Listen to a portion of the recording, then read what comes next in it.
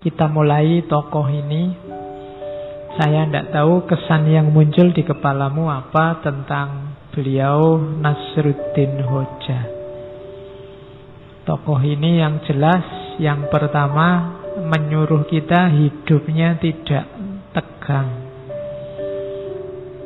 Berhikmah iya, berfilsafat iya, mendalam secara makna iya, tapi santai saja, sambil senyum, sambil tertawa.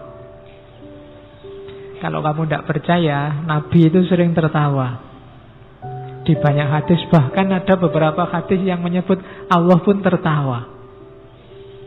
Lah kok manusia tidak bisa ketawa? Ya meskipun istilah Allah tertawa itu kan nanti ada beda pendapat. Kalau di kita yang Sunni pokoknya bila kaifa, tapi Allah tertawa. Kan ada cerita Allah tertawa, misalnya besok ada laki-laki terakhir yang keluar dari neraka menuju surga. Mungkin dia lihat surga dari jauh terus tertarik. Ya Allah, mbok aku dekat saja sama surga sudah senang. Ya sudah mendekat. Ya Allah, saya nggak masuk juga tidak apa-apa, nongkrong di depannya aja senang. Ya sudah, silahkan nongkrong. Ya Allah, kok enak ya di dalam surga, mbok saya masuk di pinggir-pinggir juga tidak apa-apa. Ya monggo masuk itu. Dan Allah ketawa lihat orang ini. Lu Allah aja ketawa. Ada ceritanya, ada hadisnya. Apalagi Nabi banyak. Nabi itu wajahnya saja dilihat menyenangkan. Kalau dalam bahasa hadis, Nabi itu profilnya basam. Basam itu orang lihatnya seolah-olah Nabi itu senyum terus. Dilihatnya itu enak. Jadi sebelum Nabi ngomong, ketemu Nabi saja itu orang rasanya enak, kayak disenyumi terus. Kalau kalian kan mungkin ada di antara kita yang kebalikannya malahan. Nonton wajah itu pengen muntah. Ada gitu, nesunan, ngamuan, itu kan tidak enak. Kalau Nabi basam. Oke, kepada siapa saja. Makanya orang Islam harus bisa ketawa. Jangan ngamuk terus. Saya ngutip sedikit itu sebenarnya ada di pengantarnya Nasruddin Hoja. Saya lupa profesor yang nulis, tapi itu diambil dari kitabnya Abu Hayyan At-Tauhidi, Al-Bashair wa Dakhair. Jangan engkau jauhkan dirimu dari mendengar sesuatu tentang kejadian sederhana yang lucu-lucu. Jadi kalian nonton yang lucu-lucu tidak apa-apa, nonton komedi tidak apa-apa.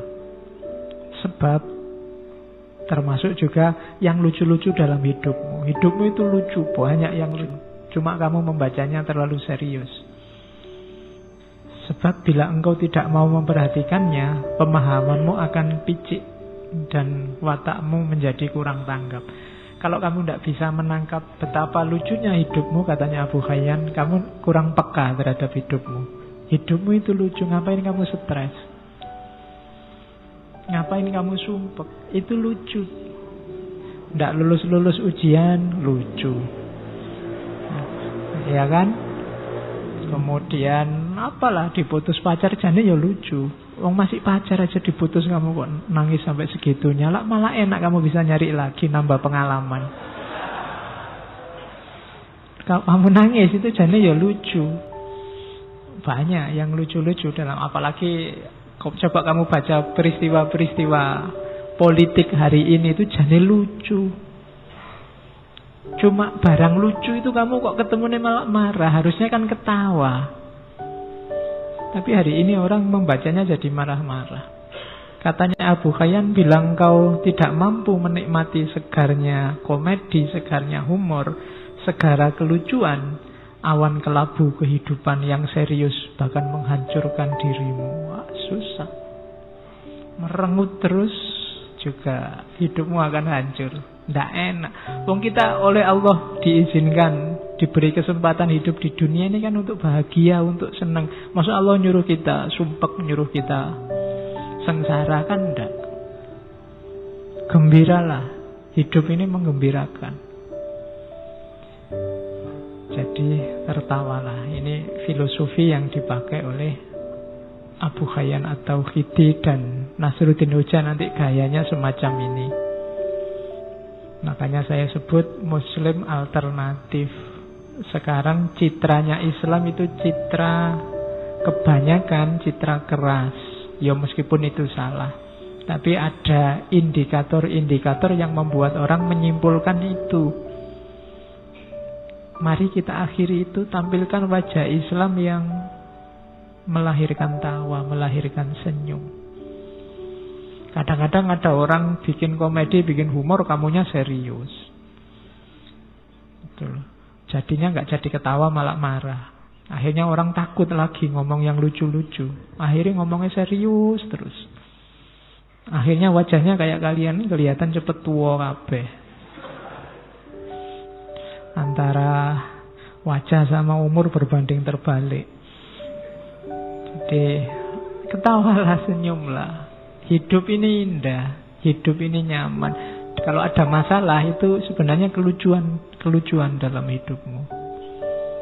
Ketawain saja. Betapa lucunya dirimu. Nah, itu lebih nyaman. Itu rumus dari Nasruddin. Dan Sufi juga, Nasruddin ini seorang Sufi juga banyak memfungsikan humor. Coba dilihat para Sufi, coba dilihat para ulama besar. Itu kan hidupnya serba senyum, banyak humornya. Ulama-ulama yang ilmunya sudah tuntas itu kalau ngomong kan enak didengarkan, dan kadang-kadang ya dagelan-dagelannya banyak, membuat kita tertawa, membuat kita tersenyum. Ini orang yang sudah luas sehingga bisa menerima apapun. Kemampuan menertawakan hidup itu tidak sembarangan. Wong Quran sendiri sudah ngasih isyarat kamu, innamal hayatud dunya lahwun wa laibun. Kehidupan dunia itu hanya sendaguro. Sendaguro itu kan harusnya melahirkan ketawa, walaibun, dan permainan, dolanan. Jangan serius-serius. Kan sudah dibilang gitu. Cuma kita tertipu. Wong ini cuma sendaguro kok kita serius. Sampai tawuran, sampai pukul-pukulan, bunuh-bunuhan. Salah rumus berarti hidup kita. Ayo pakai rumus yang benar. Kalau permainan, ya posisikan sebagai permainan. Kalau sendagurau, posisikan sebagai sendagurau.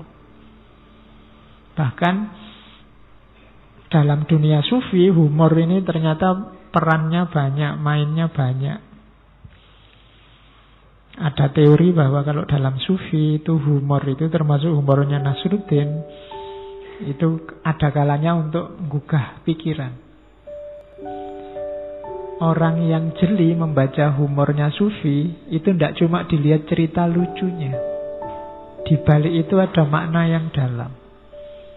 Dan itu bisa dikejar bagi orang yang daya pikirnya jalan, daya analisisnya jalan. Tapi orang yang hanya dapat lucunya, ya nggak dapat maknanya.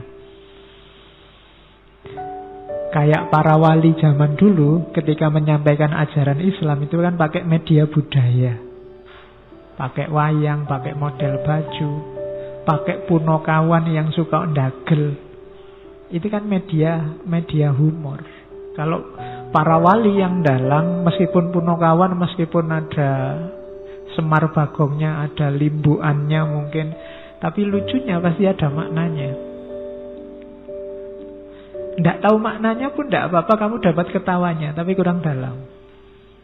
Ketawanya sudah dapat, cuma dalamnya. Dulu waktu di antara yang diperdebatkan Sunan Kalijaga sama Sunan Giri kan itu, Sunan Giri orangnya serius. Kalau Sunan Kalijaga maunya, ya sudah kita ambil pelan-pelan. Lah nanti kalau umat tersesat, enggak kalau tersesat. Wong ini umat Islam ini kan akalnya jalan. Lama-lama mereka juga ngerti rahasianya. Lama-lama juga mereka bisa belajar sendiri, tahu yang benar. Sekarang biar mereka tertarik dulu lah pakai media-media budaya, termasuk pakai humor. Kalau ada ustadz atau ulama atau kiai ceramah yang tidak ada humornya sama sekali kan, ya paling kamu ngantuk, paling hadir sekali dua kali, besok nyari alasan kalau diajak.